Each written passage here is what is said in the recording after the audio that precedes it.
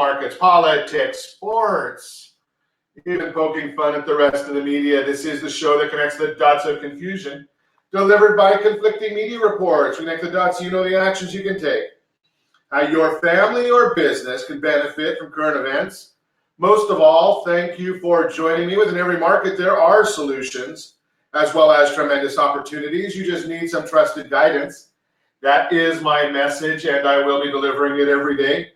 We're a very focused show. We only chat about items that affect the roof over your head, your bank account, and anything I feel would benefit you. And let me remind you, if you ever have any home or finance-related questions, I am the consumer advocate looking out for you. And you can reach out to me directly, 800-306-1990, 800-306-1990, or RonSiegelRadio.com. Just remember that's the number you call anytime for assistance. When you call that number, it comes directly to me first. There are no operators standing by. I am it. While I do have a great team when it comes to developing a financing plan or plan to save you money, I personally work with you, even if you don't have any needs today. Save this number in your phone for future reference, 800-306-1990, 800-306-1990. And yes, of course, we are celebrating today. We celebrate every day on Ron Siegel Radio. Today, we look at the celebrations of the day.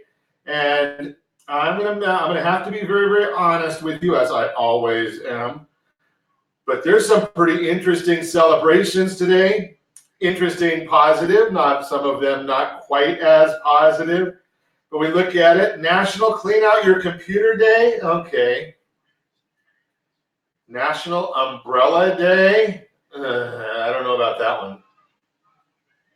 Well, I'm not sure that was the one we were looking for.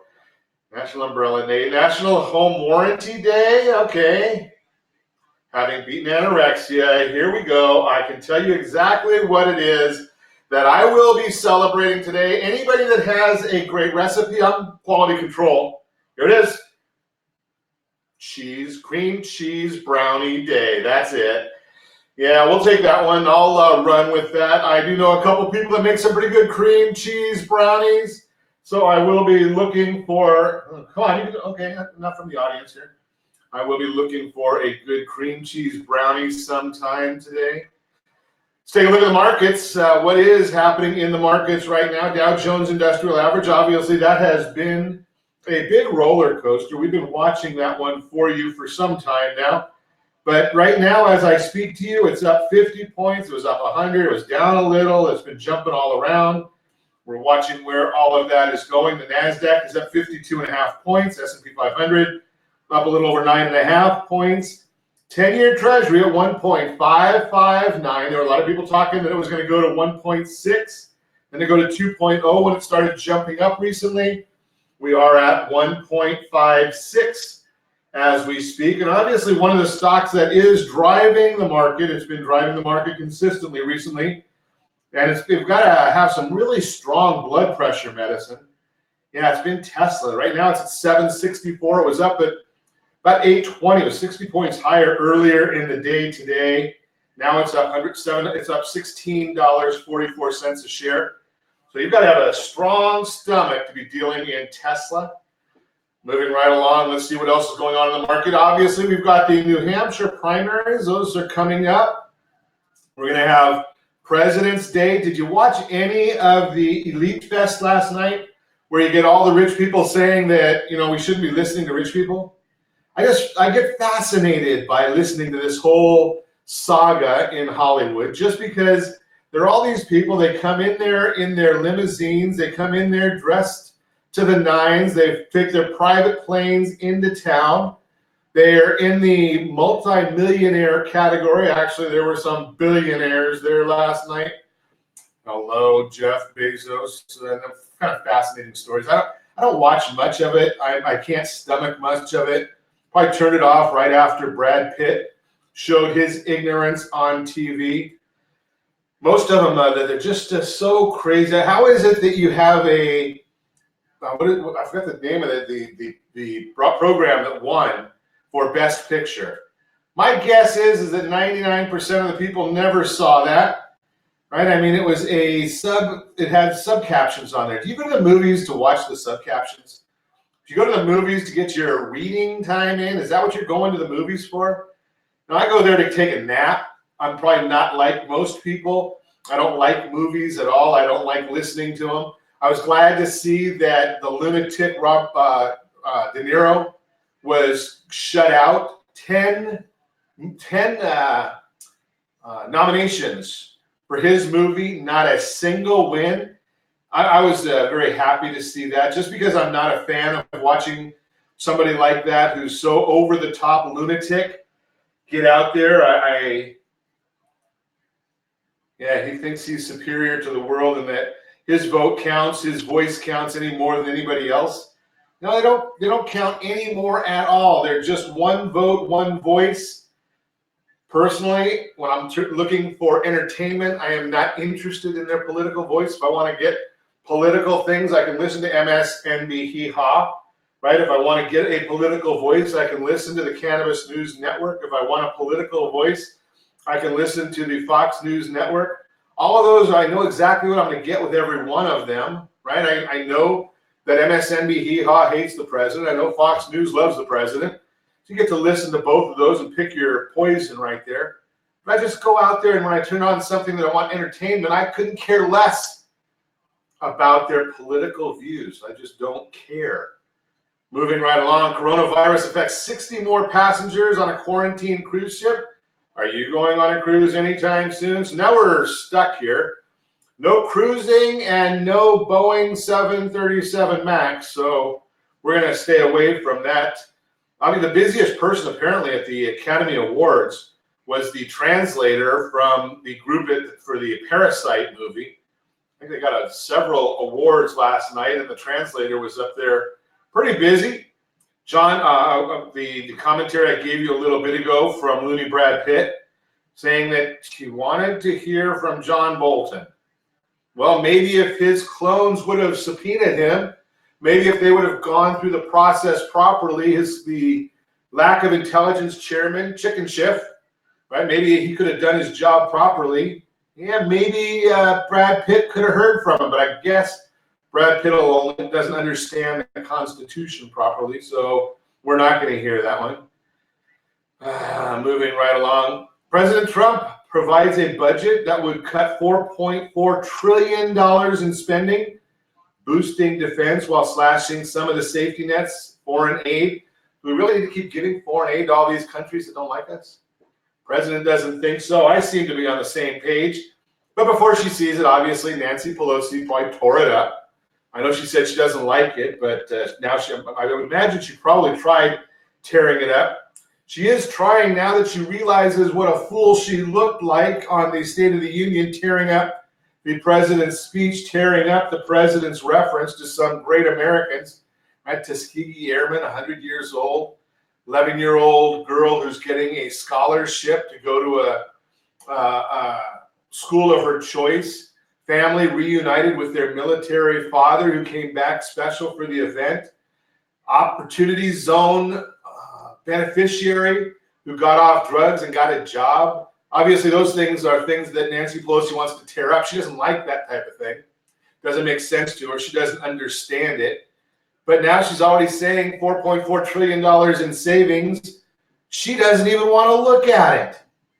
How does that work? I don't get what she's trying to accomplish there. But hey, you know something? It is loony Nancy Pelosi, so we can't say a whole heck of a lot. She's got her voice. She does, like I was going to say, she leads the House of Representatives. She's technically the Speaker of the House, but I'm not sure she has any leadership role. She has to get everything she does approved by the squad over there, or the commie terrorists, as I call them. That would be Ilhan Omar, AOC, and the others, right? So Nancy Pelosi doesn't really get to do what she wants to do. She gets to do what they tell her to do. Seems a little odd to me after all the years, all the decades, maybe even all the centuries that Nancy Pelosi has been in the House of Representatives. She's been there, I don't know. I mean, she's probably seen at least half the presidents already, hasn't she? I just throw that out there for your consideration, for you to check and see what your thoughts are. I've got a great broadcast lined up for you today. We're going to take some listener calls that have, or not calls, but questions that have come in to us. We're going to talk about how pricing your home right makes a big difference. Top states Americans moved to last year, how to report revenue on small business credit cards. And remember, we've got our Girl Scout cookie sale going on. Now, if you haven't figured out where you're getting your Girl Scout cookies from, give us a call at 800-306-1990. We have a Girl Scout troop that we work with, and we picked our troop this year.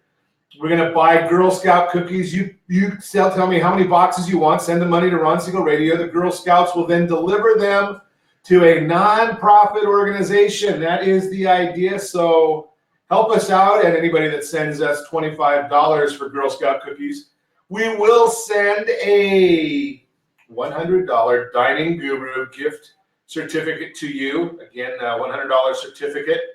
Just throw that out there. Jay Kaplan. Jay, I can't read, buddy. If I go to a movie, it's because I want to watch and I want to listen. I'm not going there to read. I don't know about that, man. Just throw that out there. It's just my opinion. I want to be entertained, and maybe something will. I might have to stay awake if I was reading it. Most of the movies I tend to go to sleep during, but that's just me. Again, you're listening to Ron Siegel Radio, discussing your real estate, current events, and the financial markets.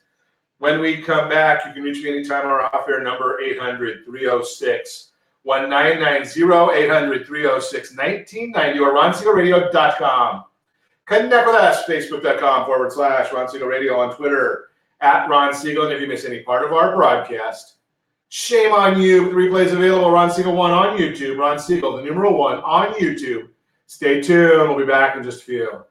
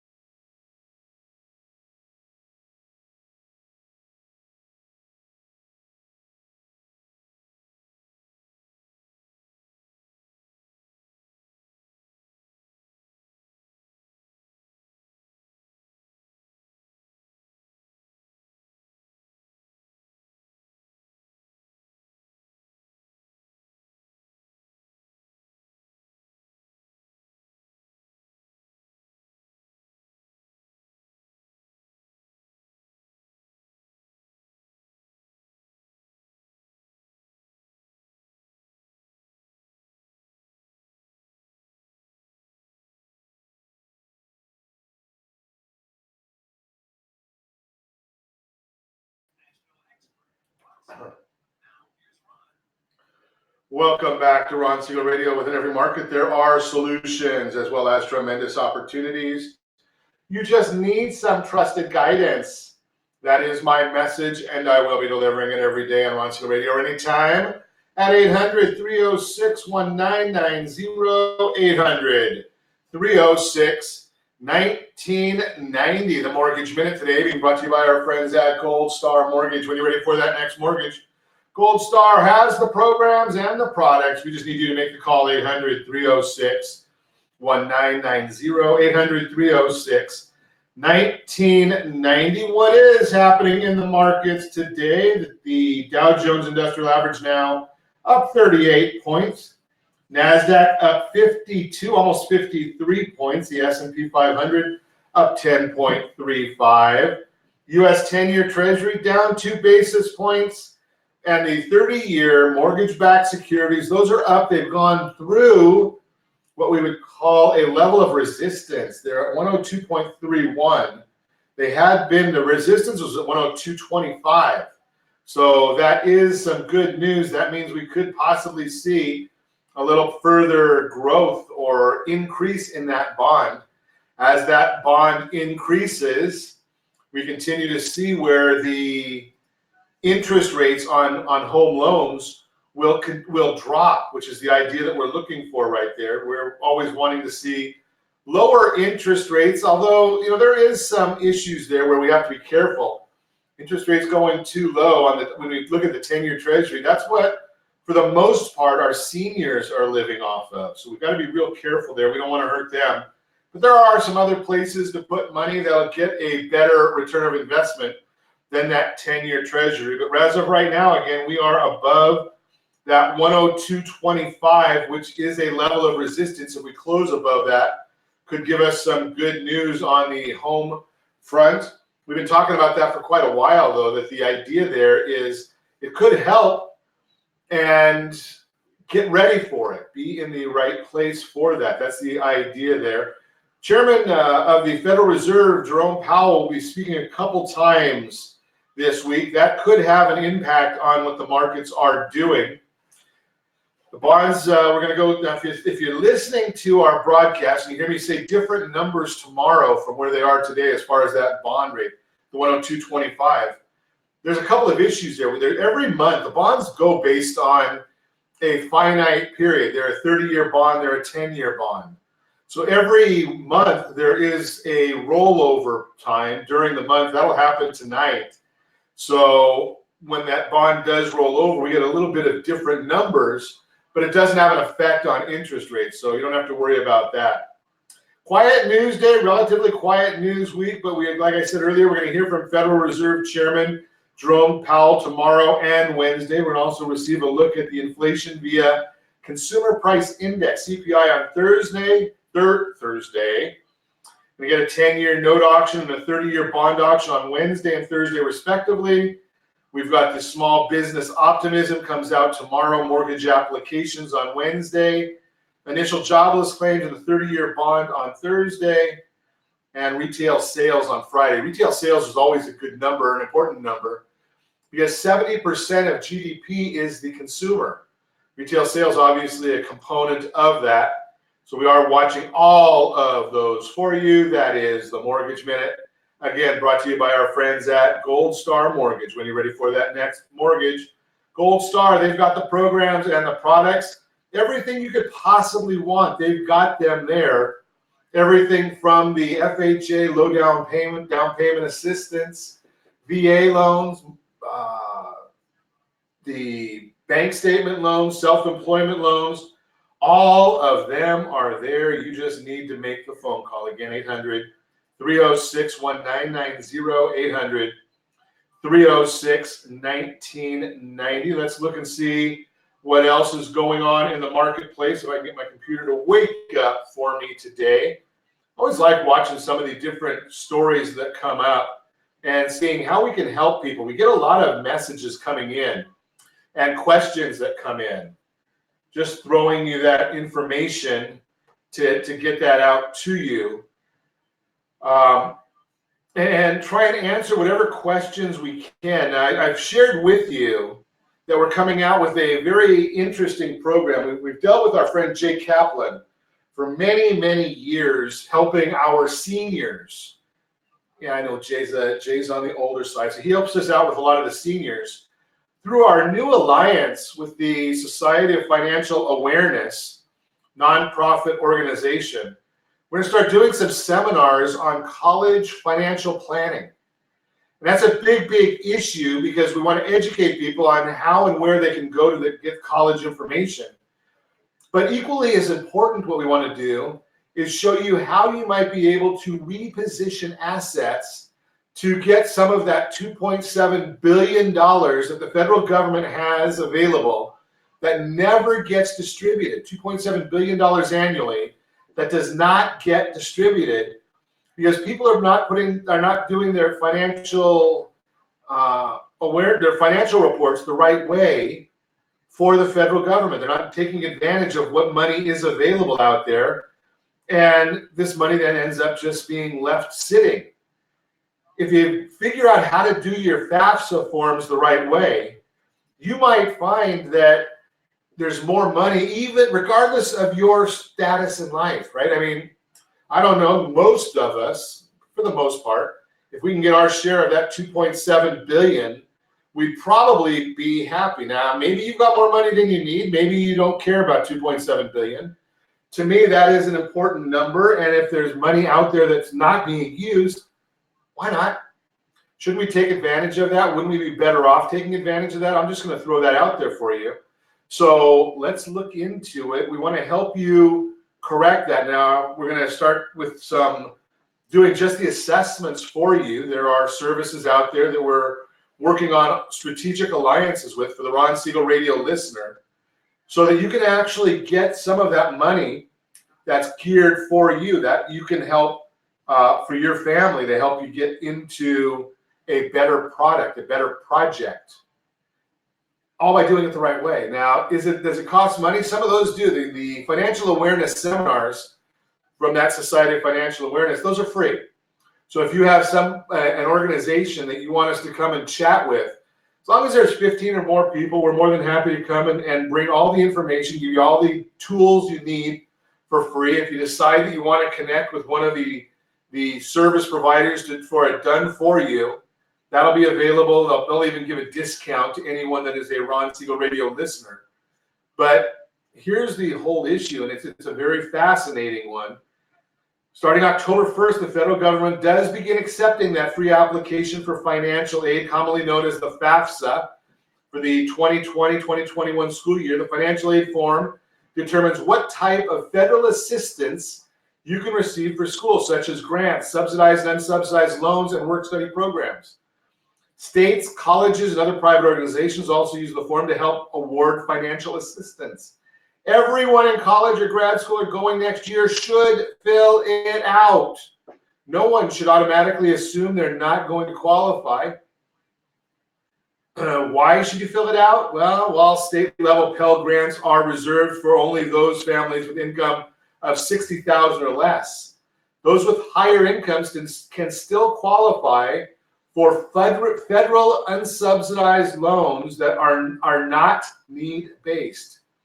If you're six-figure income, the chances of getting need-based aid are pretty small unless you have multiple kids. While both types of loans do not require payments while you're in school, unsubsidized loans accrue interest during that time. The federal government pays the interest on subsidized loans while you're studying. In general, federal student loans are better than private loans because they have fixed interest rates and a deferred period. Federal loans often offer many repayment plans that fit your needs after you graduate. Many colleges and universities also use FAFSA to award scholarships, and states use the form to dish out loans and other financial assistance. If you plan to attend community college and don't need help paying for it, you may want to take out federal loans anyway. That's because if you choose to transfer to a higher price school to complete your undergraduate degree, you can use these loans for your junior and senior years. There is a cap, $7,500 on federal loans during those last years, but you can still use loans from your freshman and sophomore years to make up for leftover costs. So why should you submit the FAFSA? It depends. Or when, I should say. It depends. Some colleges have deadlines for their merit-based awards that occur before FAFSA deadline of June 30th, 2020. Some schools also have finite scholarship resources. Additionally, states may have their own deadlines for their grants. You can visit the FAFSA website for details. If you're applying for need-based aid from the federal government, waiting longer may be better when you've paid more expenses and have less in the bank. According to certain sources, you want to be applying when your family contribution can be as low as possible. Filling out the FAFSA, I like to outsource it. We've got a team that takes care of that. If you need some assistance, my wife did it when our son was in school. Not a fun thing to do. If you're considered an independent student on how you answer specific questions on the FAFSA forms, your parents will need to provide some information. Both parents typically need to do this if they are married or live together. FAFSA provides other guidance if your parents are separated, divorced, remarried, or widowed. If your parents need to fill out the FAFSA form and you or your brother or sister, they can transfer information from a completed FAFSA application to a new one. Got more information on that, just give me a call, 800-306-1990, 800-306-1990, or RonSiegelRadio.com. Again, connect with us, Facebook.com/Ron Siegel Radio, on Twitter, @Ron Siegel. And if you miss any part of our broadcast, shame on you. The replay is available, Ron Siegel 1 on YouTube. Ron Siegel, the number 1 on YouTube. Stay tuned. We'll be back in just a few.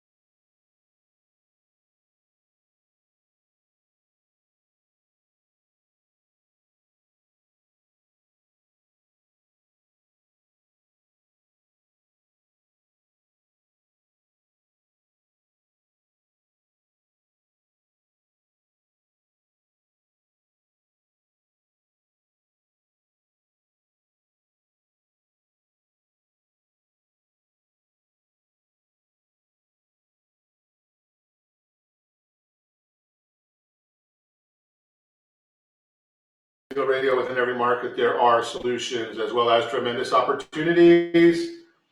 You just need some trusted guidance. That is my message, and I will be delivering it every day on Ron Siegel Radio.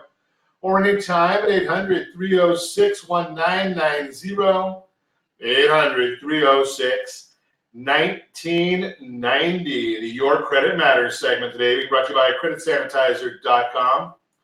You have a credit report. It is wrong. What are you doing about it? Credit Sanitizer has these solutions for you. You just need to go. I'm sorry. We're the real-time real estate segment. Why would I be talking about Credit Sanitizer?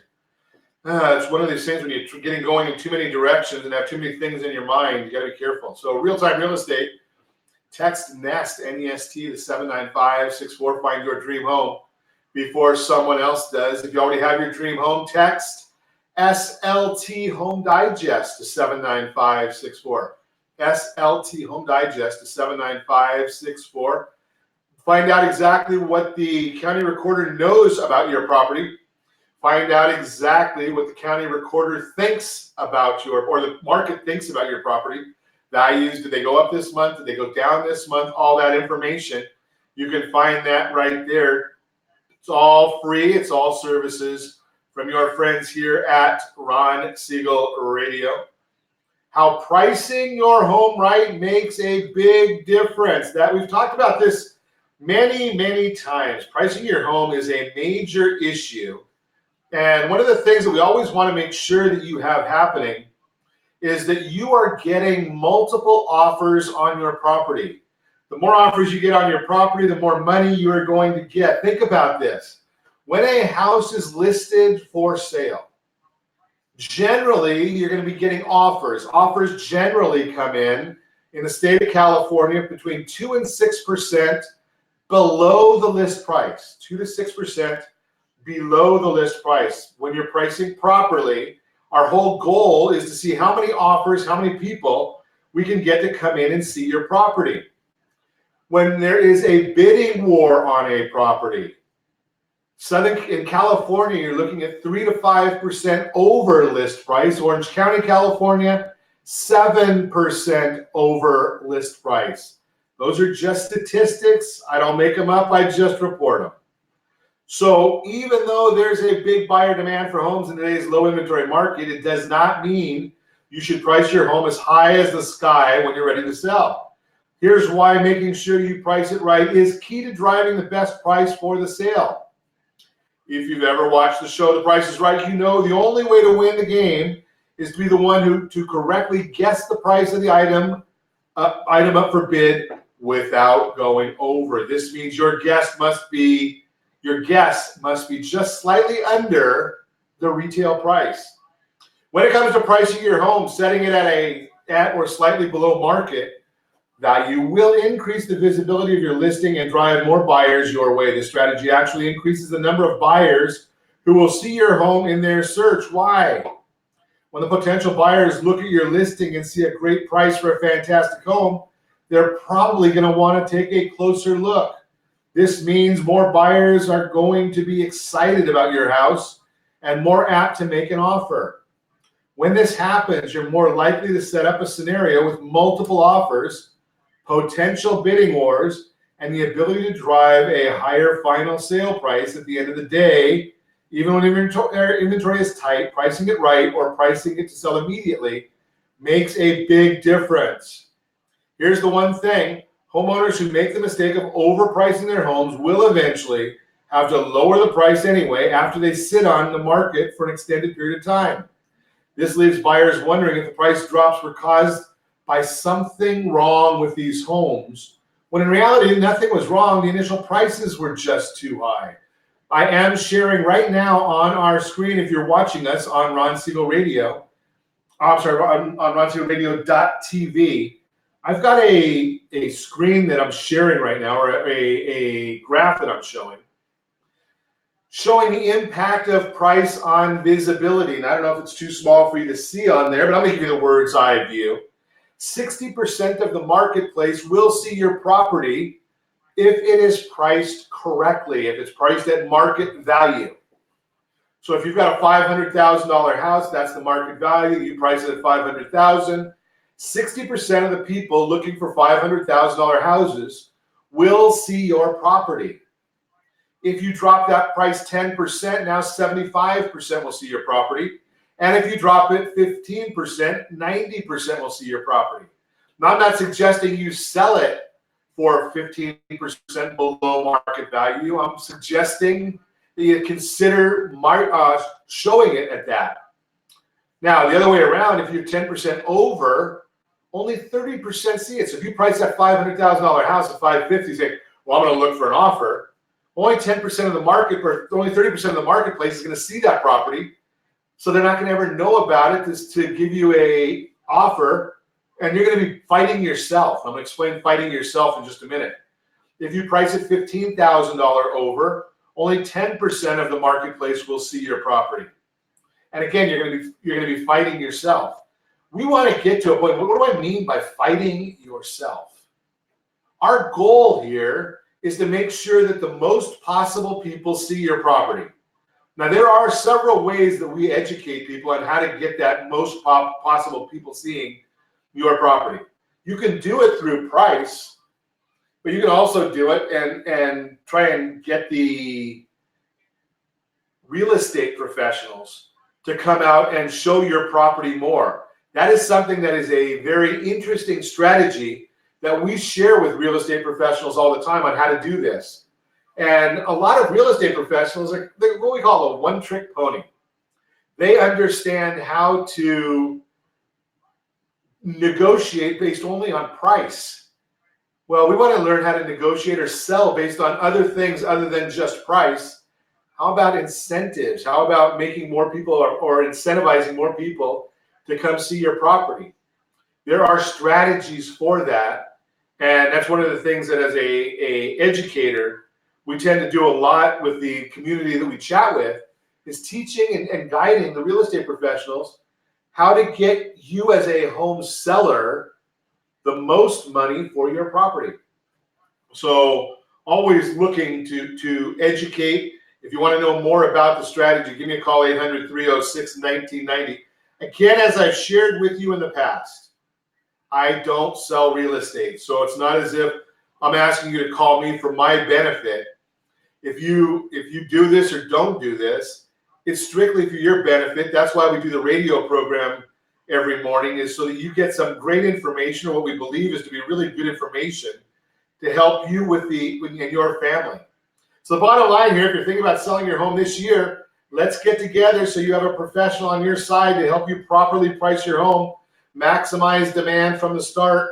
And the idea here is, if we do this the right way, if we do this strategically, you're going to end up getting more money for your house in a shorter period of time. Now, I've said this many, many times on the radio broadcast. I've never had a real estate professional. I've had many of them come on the programs. Never had one of them tell me I was wrong. There is no homeowner that really likes the idea of having their house for sale. Do you like having people come traipse through your house? Do you like having to have your house museum quality all the time? No, nobody likes that. What you really want to do is you want to have your home sold. So if you were to list your house this week, Monday, Tuesday, Wednesday, have showings starting on Saturday and accept an offer on Sunday for the highest possible price, multiple offers, wouldn't that be ideal? Wouldn't that be the strategy you want to know about? But unfortunately, homeowners don't know the strategy, and real estate professionals aren't learning the strategy. So we go out there and we show it to as many people as we possibly can, just for your benefit. You are listening to Ron Siegel Radio, discussing your real estate, current events, and the financial markets. Top states Americans moved to last year. We're going to talk about that. How to report revenue on a small business credit card application. We'll get into that one. Then we'll see if we've got some tax strategies for you. If there is enough time, you can reach me anytime. Our off-air number, 800-306-1990, 800-306-1990, or RonSiegelRadio.com. Connect with us, Facebook.com/Ron Siegel Radio. On Twitter, @Ron Siegel. And if you miss any part of our broadcast, Ron Siegel 1, Ron Siegel the numeral 1 on YouTube. Stay tuned. We'll be back in just a few.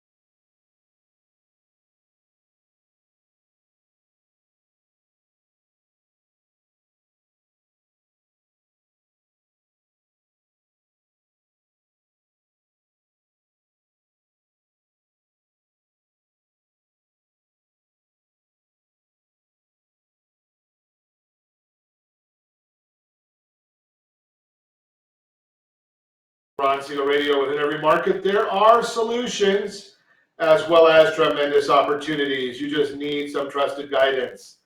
That is my message, and I will be delivering it every day on Ron Siegel Radio or anytime at 800-306-1990, 800-306-1990, the Your Credit Matters segment today.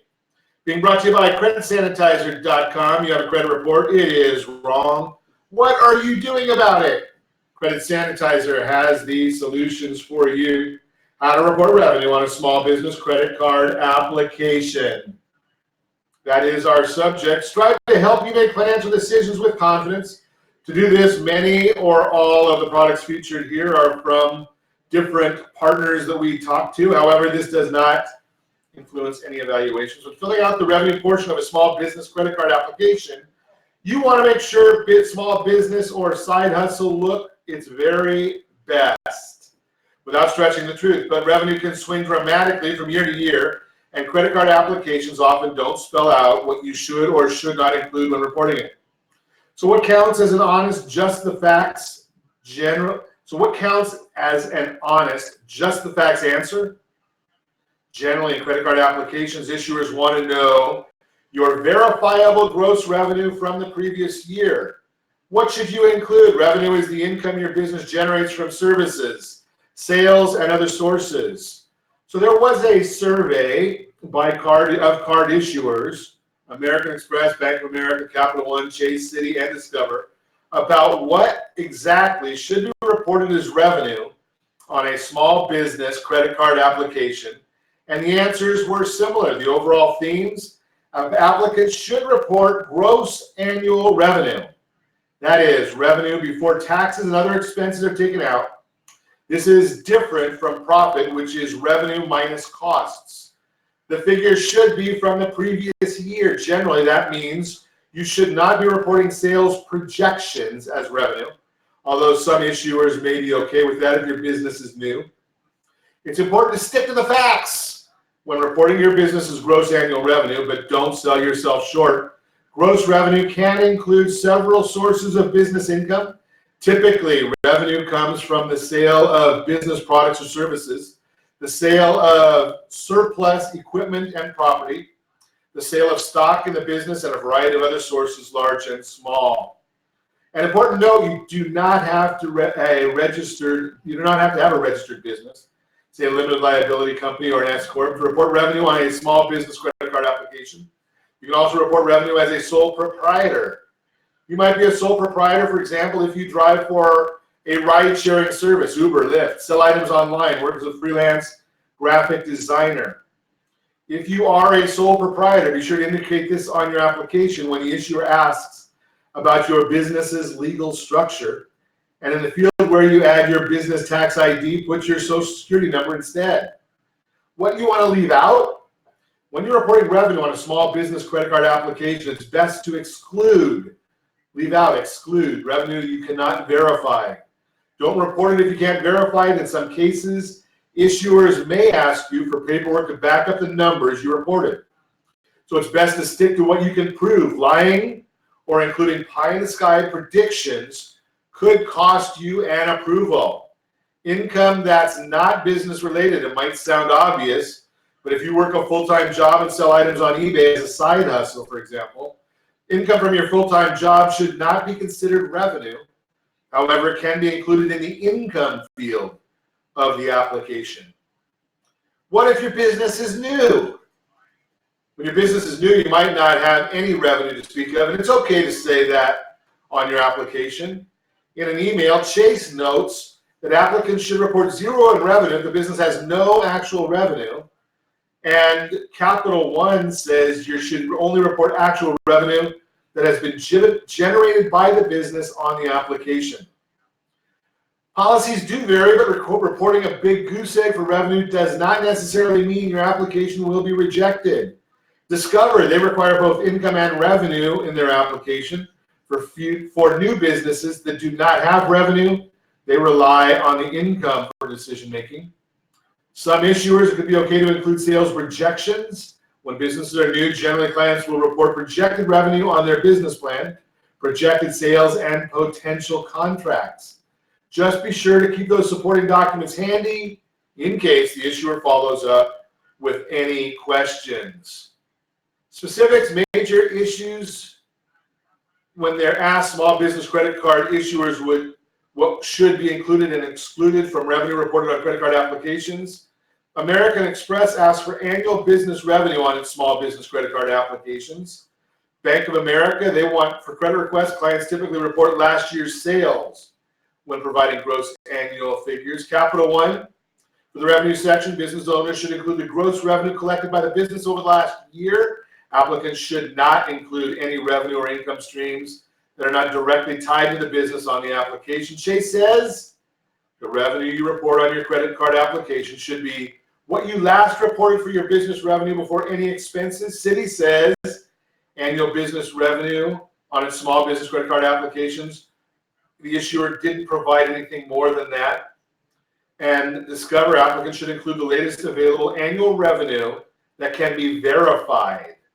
So there's the information from the sources. That is the Your Credit Matters segment, brought to you by creditsanitizer.com. You have a credit report. It is wrong. What are you doing about it? Again, Credit Sanitizer, they have the solutions for you. Top states Americans moved to last year. We shared some of this information on the social media channels last week.